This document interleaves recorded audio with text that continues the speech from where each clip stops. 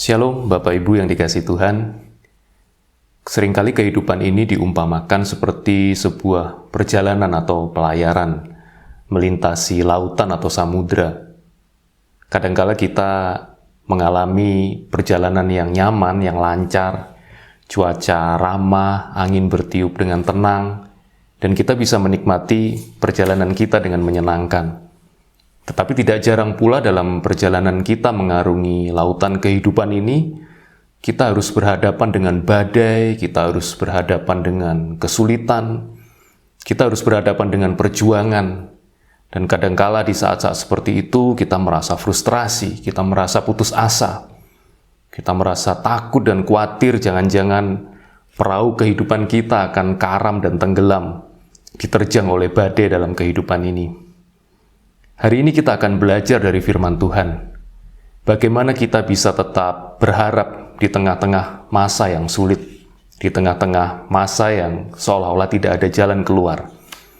Mari kita membaca di dalam Ratapan pasal 3 ayat 21-23. Ratapan pasal 3 ayat 21-23. Tetapi hal-hal inilah yang kuperhatikan, oleh sebab itu aku akan berharap.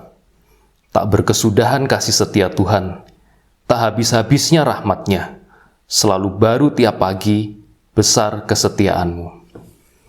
Kitab Ratapan ini ditulis oleh Nabi Yeremia pada saat kota Yerusalem baru saja diserbu dan dihancurkan oleh tentara Babel di bawah Raja Nebukadnezar. Peristiwa ini terjadi kira-kira tahun 587 atau 586 sebelum Masehi. Dan di masa itu ketika sebuah bangsa atau sebuah kerajaan, khususnya Babel, menaklukkan bangsa atau kerajaan lain, maka mereka akan menghancurkan semua yang ada. Dan terjadi bencana kemanusiaan yang begitu dahsyat, banyak korban jiwa di antara orang-orang Yahudi. Dan di antara orang-orang Yahudi yang tersisa, sebagian besar diangkut ke Babel.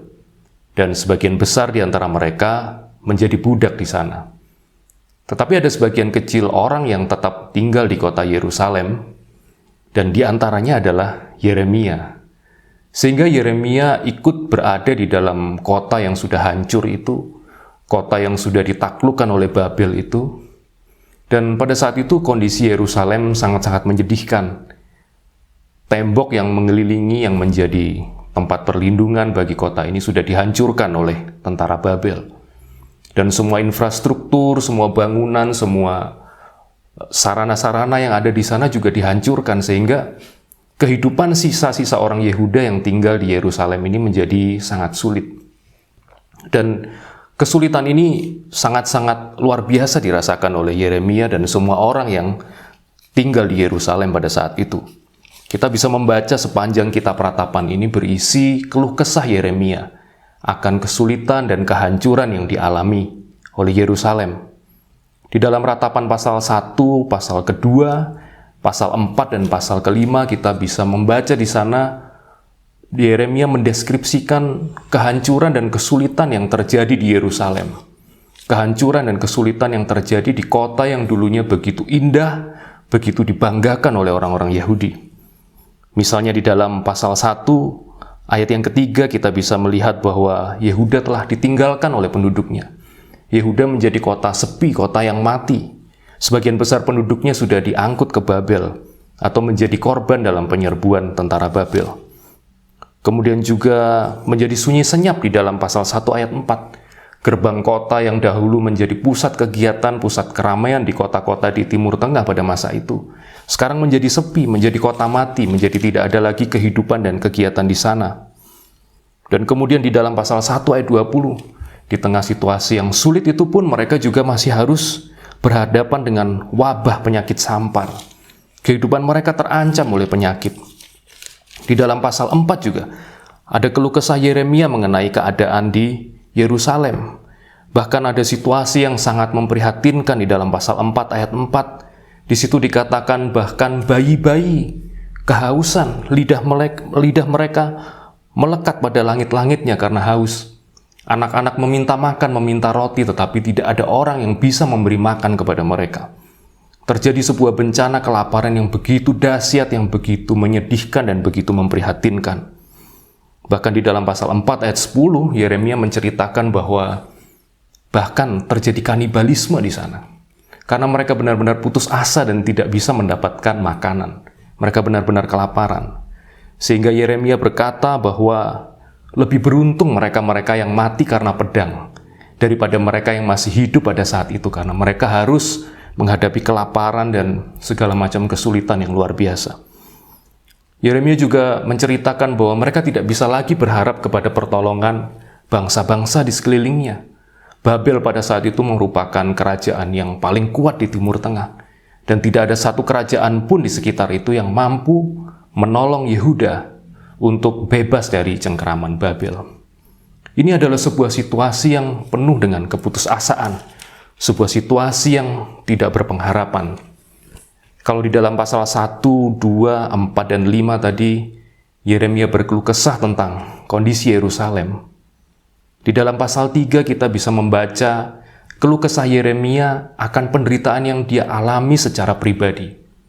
Hal ini bisa kita pahami karena Yeremia hidup tinggal di dalam kota yang begitu sulit, kota yang semua fasilitas dan prasarananya sudah hancur, kota yang tidak lagi tersedia makanan yang cukup, dilanda kelaparan, dilanda wabah penyakit.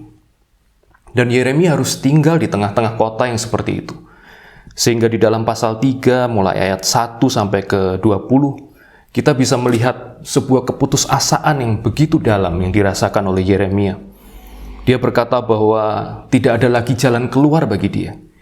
Dia terjebak di sana, dia tidak menemukan jawaban, tidak menemukan solusi atas permasalahannya. Dia berteriak meminta tolong, tetapi tidak ada seorang pun yang bisa menolongnya. Bahkan di dalam pasal 3 ayat ke-17, Yeremia berkata bahwa dia lupa akan kebahagiaan. Dia lupa bagaimana rasanya bahagia. Bapak Ibu, kalau kita membaca di dalam kitab Ratapan ini, kita bisa merasakan sebuah nuansa, sebuah suasana keputusasaan dan frustrasi yang begitu dalam. Kadangkala dalam kehidupan kita juga ada saat-saat di mana kita menghadapi situasi yang sulit, di mana kita tidak tahu jalan apa yang harus kita tempuh. Kita mungkin ada saat-saat kita tidak bisa menemukan jalan keluar atas pergumulan dan persoalan kita. Kadangkala kita menghadapi badai yang begitu besar, yang dahsyat dalam hidup kita. Situasi saat ini misalnya, wabah COVID-19 membawa begitu banyak dampak bagi kehidupan kita. Ada yang terkena dampak secara langsung dari wabah ini, terkena penyakit ini. Ada juga yang terkena dampak yang tidak langsung, misalnya di dalam pekerjaannya, di dalam kehidupan sosialnya, di dalam kehidupan keluarganya. Di luar wabah atau pandemi ini pun, ada di antara kita juga yang harus bergumul dengan masalah-masalah pribadi kita. Ada masalah dalam rumah tangga, ada orang-orang yang harus bergumul karena keluarga mereka tidak harmonis dan seolah-olah tidak ada jalan keluar bagi permasalahan dalam keluarganya. Ada juga orang-orang yang harus bergumul dengan masalah ekonomi. Mereka menemui jalan buntu dalam pekerjaannya, atau dalam usahanya, dalam bisnisnya. Ada juga orang-orang yang menemui jalan buntu, menemui masalah dalam kesehatannya. Mungkin mereka sakit dan belum memperoleh kesembuhan. Dan masih banyak lagi situasi di mana kita mungkin akan mengalami keputusasaan, frustrasi, kita tidak menemukan jalan keluar, bahkan kita mengalami badai dalam kehidupan kita. Dan di dalam kitab Ratapan yang penuh dengan keluh kesah Yeremia ini, tiba-tiba di dalam pasal 3 ayat 21, kita menemukan bahwa Yeremia menemukan pengharapannya. Tiba-tiba di dalam jurang keputusasaan itu, muncul sebuah cahaya pengharapan. Di dalam pasal 3 ayat 21. Tetapi hal-hal inilah yang kuperhatikan. Oleh sebab itu, aku akan berharap.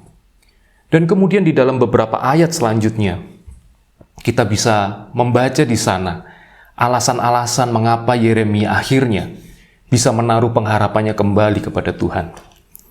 Dan pada kesempatan ini kita akan meneliti pada ayat yang ke-22 dan ke-23.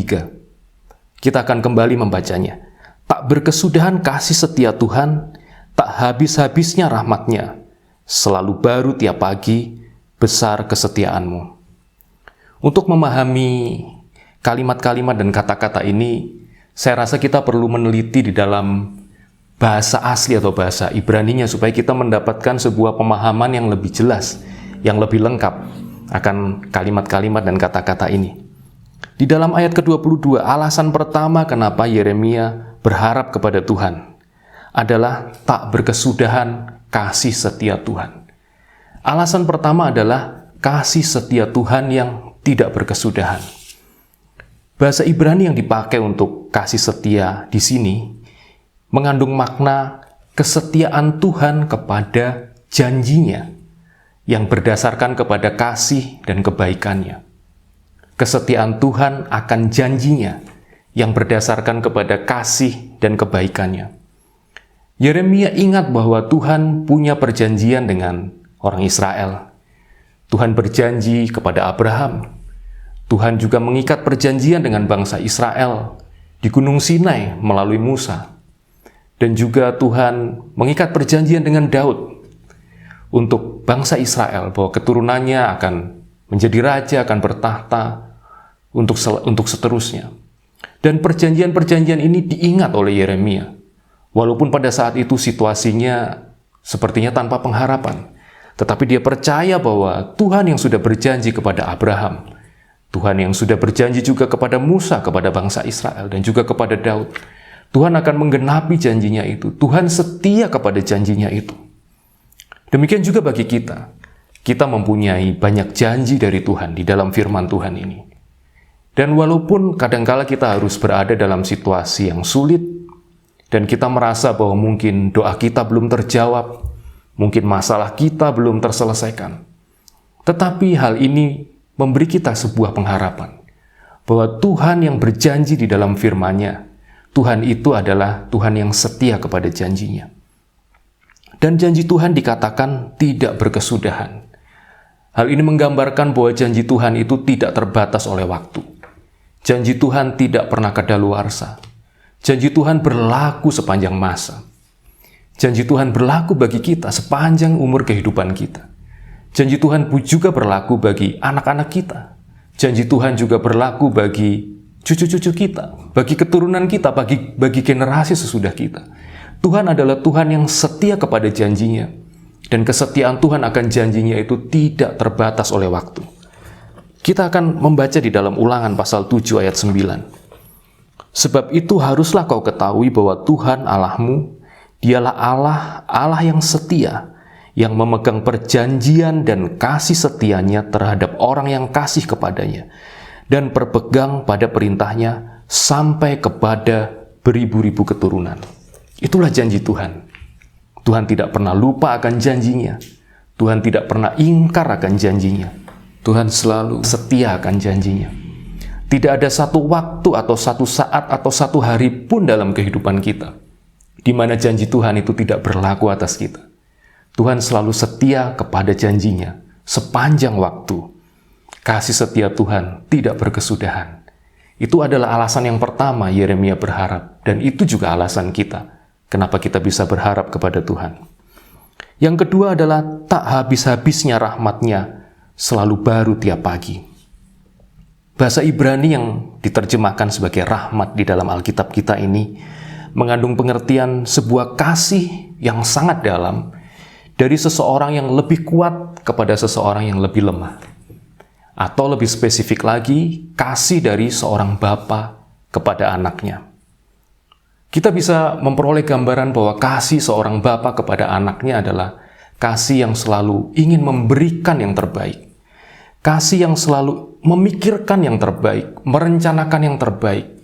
Seorang bapa akan selalu berusaha memberikan yang terbaik bagi anak-anaknya. Selalu merencanakan, memikirkan apa yang terbaik bagi anak-anaknya. Tuhan Yesus berkata bahwa kamu bapa yang jahat pun di dunia ini tahu memberi apa yang baik bagi anak-anak. Terlebih lagi Bapa yang di surga. Dia akan memberikan yang baik bagi kita semua. Itu adalah rahmat Tuhan kepada kita. Rahmat Tuhan itu adalah kasih seorang bapa kepada anaknya. Kata yang sama yang diterjemahkan sebagai rahmat di dalam Ratapan pasal 3 ayat 22 ini menggunakan kata yang sama di dalam bahasa Ibrani seperti di dalam Mazmur 103 ayat 13 yang diterjemahkan dalam bahasa Indonesia sebagai sayang. Mereka menggunakan kata yang sama di dalam bahasa Ibrani-nya. Mari kita baca Mazmur 103 ayat 13. Seperti Bapa sayang kepada anak-anaknya, demikian Tuhan sayang kepada orang-orang yang takut akan Dia. Kasih seorang bapa kepada anak-anaknya, kasih yang melindungi, kasih yang mengayomi, itu adalah rahmat Tuhan bagi kita. Rahmat Tuhan juga mengandung pengertian pengampunan. Mungkin ada saat-saat di mana kita mengalami hal-hal yang tidak menyenangkan, hal-hal buruk sebagai akibat dari dosa dan pelanggaran kita. Dan pada saat itu tersedia pengampunan dari Tuhan. Sepanjang kita mau bertobat, sepanjang kita mau meninggalkan dosa kita, dan kita mau berbalik kepada jalan Tuhan, maka Tuhan menyediakan pengampunan bagi kita. Dan bukan hanya pengampunan, tetapi juga Tuhan akan memulihkan kehidupan kita. Tuhan bersedia memulihkan hidup kita, yang sudah hancur, yang sudah rusak, karena dosa dan pelanggaran kita. Rahmat Tuhan itu dikatakan di dalam ratapan, bahwa rahmat-Nya itu tidak ada habisnya, tak habis-habisnya rahmat-Nya. Rahmat Tuhan itu tidak akan pernah habis, rahmat Tuhan selalu cukup bagi kita. Rahmat Tuhan dan kasih Bapa itu selalu cukup bagi semua kebutuhan kita, bagi semua apa yang kita perlukan. Dan kemudian dikatakan bahwa rahmat Tuhan itu selalu baru setiap pagi. Rahmat Tuhan itu tidak pernah ketinggalan zaman.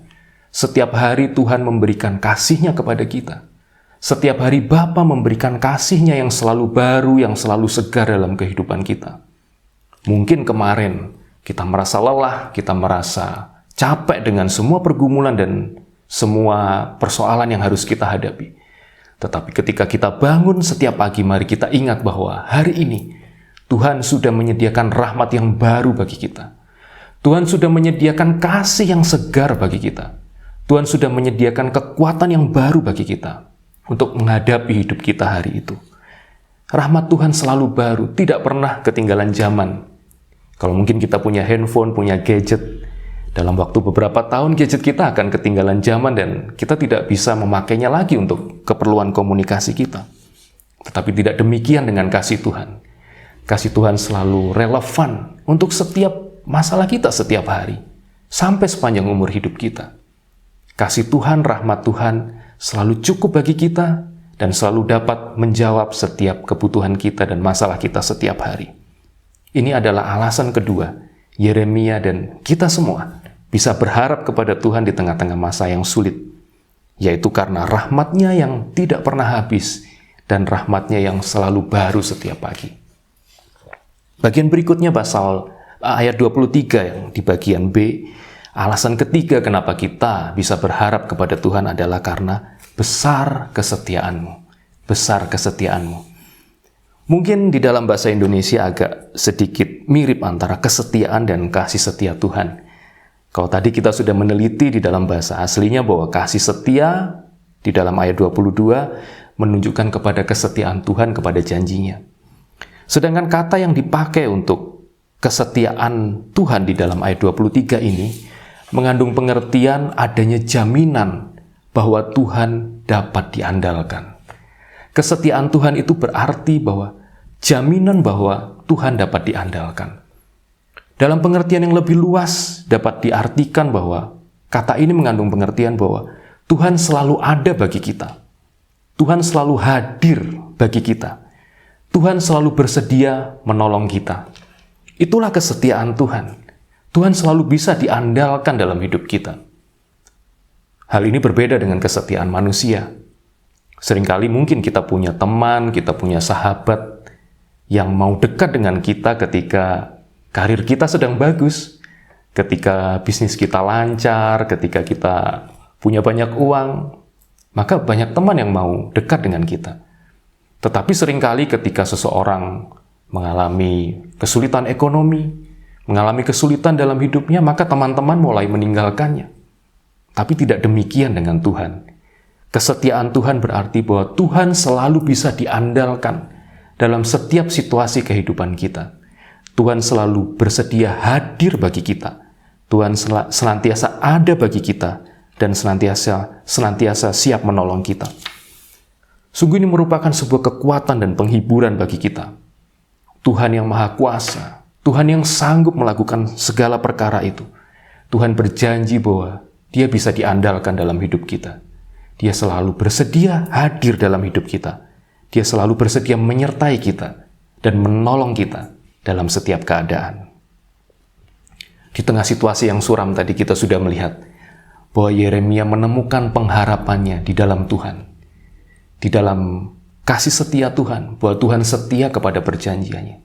Kasih setia yang tidak pernah berkesudahan. Di dalam rahmat-Nya, di dalam kasih Bapa kepada kita, anak-anak-Nya. Rahmat-Nya yang tidak berkesudahan, rahmat-Nya yang tidak pernah habis, dan yang selalu baru, selalu segar setiap hari. Dan di dalam kesetiaan Tuhan, di dalam janji Tuhan, bahwa Tuhan selalu bisa diandalkan dalam hidup kita. Tuhan selalu hadir, Tuhan selalu ada, dan bersedia menolong kita. Saya ingin menceritakan tentang sebuah tempat di ujung selatan benua Afrika. Pada abad pertengahan, masyarakat Eropa sangat bergantung kepada rempah-rempah yang pada saat itu hanya bisa mereka peroleh dari Asia, dari benua Asia, khususnya dari Asia Selatan, dari India dan wilayah-wilayah lain menuju ke Asia Tenggara. Dan ketika itu perjalanan untuk memperoleh rempah-rempah ini begitu sulit melalui jalur darat dan begitu banyak kesulitan karena harus melewati berbagai wilayah, harus ada ancaman perampokan, ada ancaman bahaya-bahaya yang lain, dan transportasi rempah-rempah dari Asia ke Eropa pada saat itu sangat sulit dan memakan biaya yang sangat tinggi. Sehingga kemudian pada akhir abad ke-15, orang-orang Eropa mulai mencari jalur laut untuk menuju ke India dan dipelopori oleh bangsa Portugis. Dan ketika itu rempah-rempah menjadi komoditas yang sangat diperlukan oleh orang-orang Eropa. Selain sebagai bahan atau bumbu makanan atau masakan, rempah-rempah juga menjadi bahan baku utama pada saat itu untuk obat-obatan. Mereka sangat bergantung kepada rempah-rempah untuk obat-obatan. Pada saat itu ilmu pengobatan, ilmu medis masih sangat bergantung kepada rempah-rempah. Oleh sebab itu, di masa abad pertengahan, setiap negara yang menguasai perdagangan rempah-rempah, mereka akan menjadi negara yang kuat. Mereka akan menjadi negara yang kuat secara ekonomi. Karena rempah-rempah adalah komoditas yang sangat penting, sangat diperlukan oleh orang-orang Eropa, terutama untuk obat-obatan. Maka pada akhir abad ke-15, bangsa Portugis mulai mencari jalur laut untuk mendapatkan rempah-rempah dari Portugis ke India. Pada tahun 1486, seorang Portugis yang bernama Bartolomeu Dias, dia seorang penjelajah, berusaha mencari jalur laut dari Portugis menuju ke India. Sampai di suatu tempat di ujung selatan benua Afrika, kapal dari Bartolomeu Dias dihantam oleh badai yang begitu kuat. Dan rupa-rupanya memang daerah itu terkenal sebagai daerah yang mempunyai gelombang laut yang besar dan badai yang besar, dan memang banyak kapal yang karam di sana. Termasuk kapal dari Bartolomeu Dias pada tahun 1486. Kapalnya karam di sana dan dia tidak bisa melanjutkan ekspedisinya. Dan Bartolomeu Dias memberi nama tempat itu sebagai Cape of Storm atau Tanjung Badai. Karena dia mengalami badai yang dahsyat di situ yang menggagalkan ekspedisinya dan kapalnya karam. Kemudian 11 tahun berselang, 11 tahun kemudian pada tahun 1497, penjelajah Portugis yang lain yang bernama Vasco da Gama berusaha untuk menyelesaikan misi yang sudah dirintis oleh Bartolomeu Dias. Vasco da Gama melewati rute yang sama, termasuk dia lewat di daerah yang dikenal dengan badai yang kencang dan dengan gelombang yang besar, yaitu Cape of Storm tadi atau Tanjung Badai, di mana kapal Bartolomeu Dias karam 11 tahun sebelumnya. Vasco da Gama melalui rute yang sama, tetapi kali ini dia berhasil lolos dari badai itu. Dan kemudian dia melanjutkan perjalanan dan Vasco da Gama berhasil sampai ke India. Dan dengan demikian Vasco da Gama merintis sebuah jalur laut yang akhirnya selama ratusan tahun dipakai oleh pedagang-pedagang dari Eropa untuk mendapatkan rempah-rempah di India dan di negara-negara wilayah-wilayah lain di Asia Tenggara. Setelah keberhasilan Vasco da Gama ini, maka nama dari Tanjung Badai atau Cape of Storm tadi diubah menjadi Cape of Good Hope. Atau kalau kita artikan secara literal dalam bahasa Indonesia adalah Tanjung Harapan yang Baik atau Tanjung Harapan akan sesuatu yang baik. Kalau kita lihat di peta berbahasa Indonesia, tempat itu diberi nama Tanjung Harapan sampai pada hari ini. Tempat yang tadinya membuat kapal Bartolomeo Dias karam karena badai yang begitu besar, sekarang berubah namanya menjadi Tanjung Harapan. Ketika para pelaut Eropa lewat di daerah situ, di tengah badai yang besar di daerah itu, mereka justru menemukan harapan karena dua hal. Yang pertama, ketika mereka lewat di Tanjung Harapan dengan bentuk topografinya yang khas, mereka tahu bahwa mereka sedang berada pada jalur yang benar. Mereka tidak tersesat. Mereka sedang berada pada jalur yang benar untuk mendapatkan rempah-rempah di India. Dan yang kedua, posisi dari Tanjung Harapan ini berada kira-kira setengah perjalanan dari Portugis menuju ke India. Sehingga ketika para pelaut sampai di sana setelah masa Vasco da Gama, mereka mempunyai pengharapan bahwa mereka sudah mencapai setengah perjalanan. Dan setengah jalan lagi mereka akan sampai ke tujuan mereka. Tempat yang tadinya diberi nama Tanjung Badai karena badai yang begitu kencang, sekarang berubah menjadi Tanjung Harapan. Karena justru di situ ada harapan bagi para pelaut untuk mencapai tujuan mereka. Demikian juga kita, orang-orang yang percaya kepada Tuhan. Walaupun mungkin ada saat-saat dalam kehidupan kita, kita harus menghadapi badai, menghadapi saat-saat yang sulit, kita bisa tetap memiliki pengharapan di dalam Tuhan. Dan dari teks yang kita baca tadi, kita tahu tiga hal. Kenapa kita bisa tetap berharap kepada Tuhan? Yang pertama, karena kasih setia Tuhan atau kesetiaan Tuhan kepada janjinya itu tidak pernah berkesudahan. Yang kedua, karena rahmat Tuhan, karena kasih Tuhan sebagai Bapa kepada kita anak-anaknya. Rahmatnya itu tidak pernah habis dan selalu baru setiap hari. Dan yang ketiga, karena kesetiaan Tuhan yang besar kepada kita. Kesetiaan Tuhan bahwa Tuhan menjamin Tuhan selalu bisa diandalkan dalam hidup kita. Tuhan akan selalu ada bagi kita, Tuhan akan selalu hadir bagi kita, dan Tuhan selalu bersedia menolong kita. Sebelum kita mengakhiri renungan ini, mari kita bersama-sama kembali membaca Ratapan pasal 3 ayat 21 dan 23. Dan saya berdoa supaya ayat-ayat ini menjadi bekal dan kekuatan bagi kita menghadapi kehidupan ini. Tetapi hal-hal inilah yang kuperhatikan. Oleh sebab itu aku akan berharap. Tak berkesudahan kasih setia Tuhan, tak habis-habisnya rahmat-Nya. Selalu baru tiap pagi, besar kesetiaan-Mu. Mari kita berdoa.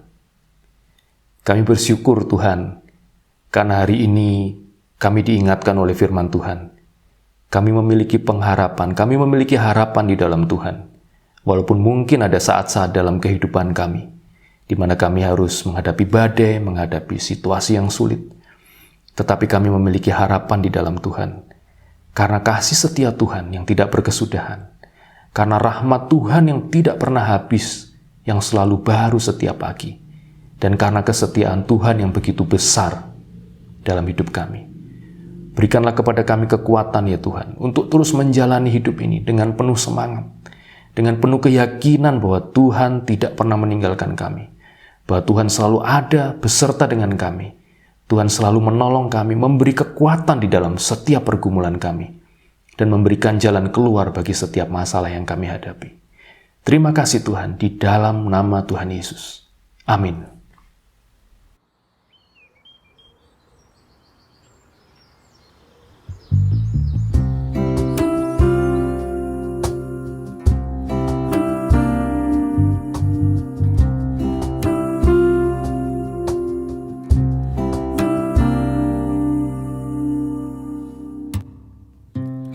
kasih setiamu yang ku rasakan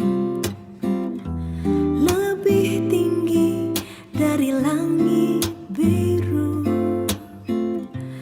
Kebaikanmu yang telah kau nyatakan lebih dalam dari lautan.